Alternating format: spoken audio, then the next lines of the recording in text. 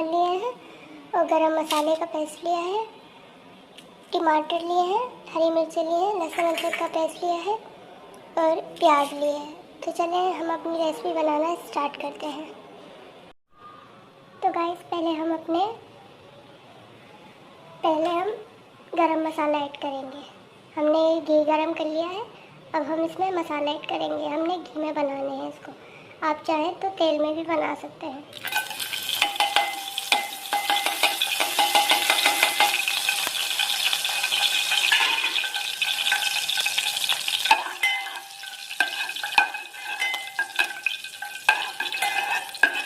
साथ ही हम इसमें प्याज भी ऐड कर देंगे अपनी।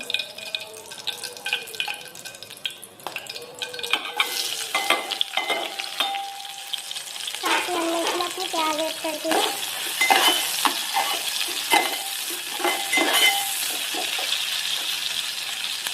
अब हम अपनी प्याज को गोल्डन ब्राउन होने देंगे। तो हल्का सा गोल्डन ब्राउन करेंगे। तो आप लोग देख सकते हैं गाइस, हमारी प्याज जो है वो हल्की गोल्डन ब्राउन होने लगी है।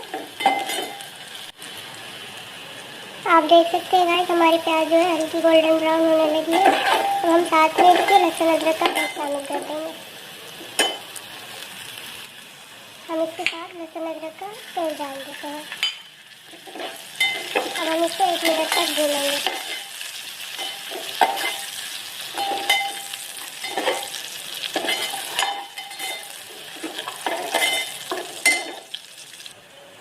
तो भी आप लोग देख सकते हैं हमारी जो प्याज है वो ब्राउन हो चुकी है। अब हम इसमें टमाटर और हरी मिर्ची डाल देंगे।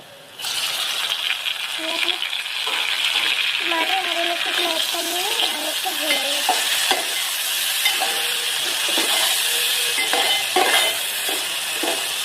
साथ ही हम इसमें जो मटर है हम ये भी डाल देंगे। हमने मटर भी शामिल कर दिए।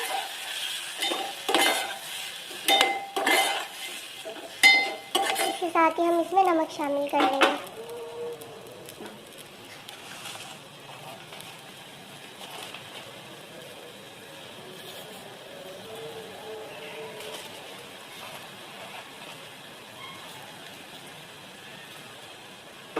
साथ ही हमने इसमें नमक शामिल कर लिया है।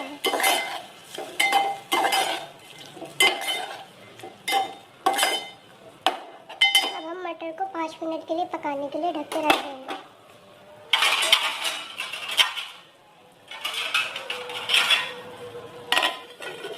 अब हम इसको 5 मिनट तक पकाएंगे। तो आप लोग देख सकते हैं हमारे मटर जो है अच्छे से गल चुके हैं। अब हम इसमें 1 गिलास पानी शामिल करेंगे। हमने 1 गिलास इसमें पानी शामिल कर लिया है। साथ ही हम इसमें चावल भी ऐड कर देंगे।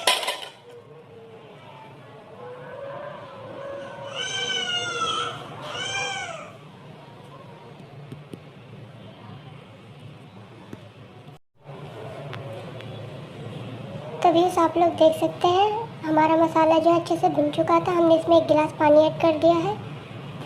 अब साथ ही हम इसमें अपने चावल भी ऐड कर देंगे। तो व्यूअर्स आप लोग देख सकते हैं हमने इसमें चावल भी ऐड कर दिए हैं। अब हम इसको पानी सूखने तक ढक कर रख देंगे जब तक इसका पानी खुश्क ना हो जाए।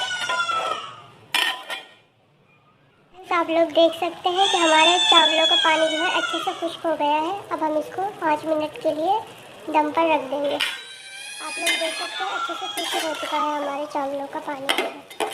अब हम इसको दम पर रख देंगे।